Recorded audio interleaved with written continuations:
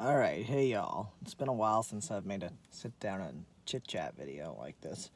But I'm on my way to help my sister move from their apartment to their house, which they just bought. So, it got me thinking because my dad's going to be helping out too, and it's always a little difficult for me to see my parents. Given how tense and strained things feel, at least for me. I don't know how they feel. And especially given the fact that lately I've been really feeling like, going back to the place I was at about 5 years ago where we just weren't talking at all. And I haven't really talked about that on here because I always worry about talking about them online. But I'm just trying to share the reality of my life. So, yeah, it's been really hard lately to kind of participate in this happy family image that we put out into the world where we spend holidays together and we do all these nice things together, but at the end of the day they're praying for their daughter to come back. And going on 6 years transitioning, coming into the, next year is going to be 6 years, for them to still be wanting and waiting and hoping for Kayla to come back. It just doesn't, it's too much for me to try and meet in the middle with now, because it's we've been in the middle for 5 years. For 5 years almost, we've been meeting in the middle. And I just why are we pretending like everything is fine when it's not? I mean, I don't. And I've been thinking about this a lot because I listened to Glennon Doyle's podcast, and she had an episode recently about queer freedom, about loving queer people, being queer in the church, that whole thing. And somebody called in with a question a few weeks later and said, can you disagree but still love somebody who's queer? And her answer was no, absolutely not. And she was talking about this concept of we may think that we're being loving towards somebody, but we need to stop and ask them, do you feel loved? Because we can, intent is fine. Intent doesn't matter. It's the impact, So if you're intending to be loving by saying, I disagree with your sexuality or your gender, that person, if they're not feeling loved, then you're not loving. And I've really thought about that a lot because I know that my parents love me. I know that they love Kayla enough to try and save her from this delusion she's under, or this demonic possession that she's under,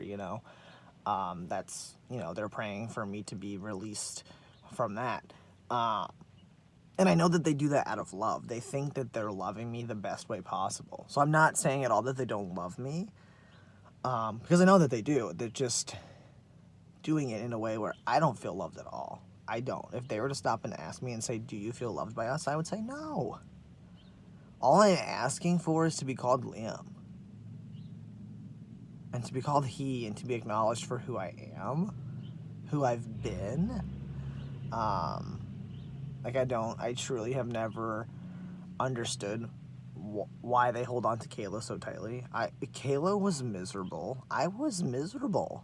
I was a miserable person. I was a miserable child. I was sad. I was angry. I was depressed. I was suicidal.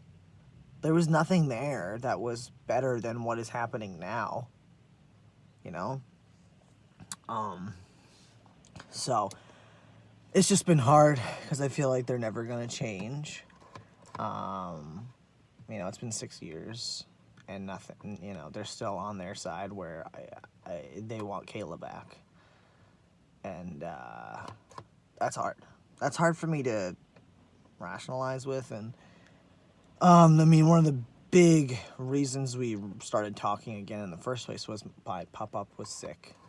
And I was, not wanting to be away from him anymore, because by not talking to them, I wasn't seeing Grammy and Pop-Up either. And last time that I kind of cut them off for that short period of time, I was alone, I was by myself. I had nobody. mean, yes, I had friends, but like everybody else had a family to go home to. I did not. But now, you know, I've got Han. We have their family. I feel like I have the support and the, you know, place to go where, like, if I do decide to go, like, no contact with them again, that I have, like, a family to fall back on this time. A family that sees me and supports me as I am, for who I am.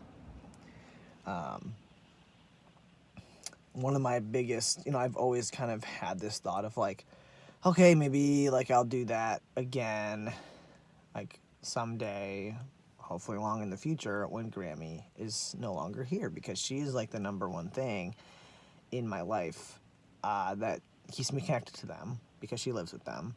And my relationship to her is way more important to me than separating myself from my parents fully. So I've always said, like, maybe I'll wait until after that. Which is how I feel. I was talking to my therapist about it, and she's like, what's more important to you? Getting away from your parents or having your relationship with Grammy remain the way it is? Because I was like, I don't want to jeopardize anything, especially like towards the end of her life. I want to be there for all of it because she's important to me.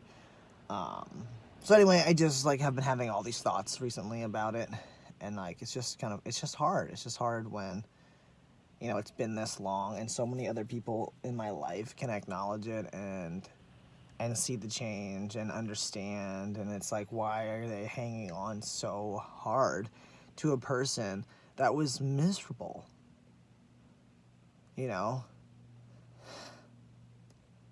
I wish they could just see, because I had like one misguided thought when I was first coming out, because I felt like an outsider in my family, my core family, for as long as I can remember. Because when you're not connected to yourself, it's hard to connect to others, and it's hard to feel like part of something when you don't even know who you are as a person.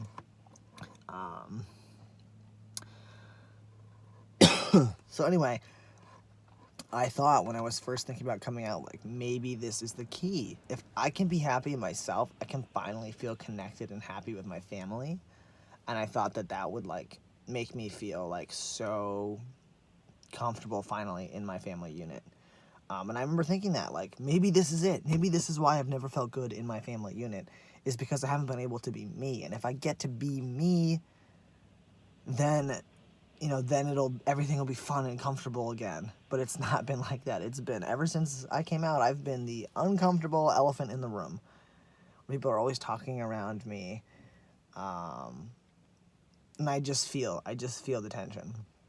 And that's a lot for me to deal with all the time. So, yeah, those are my thoughts. I just thought I'd share before I head off to help my sister move. So, yeah, I don't really know if any of this that I've said makes sense, but I just struggle a lot with my parents.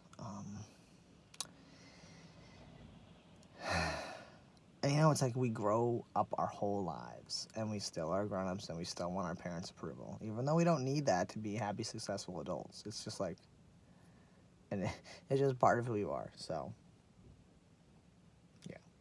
Anyway, thank you for listening to this. If you have watched the whole thing, hope you guys are having a great week, and I'll talk to you next time.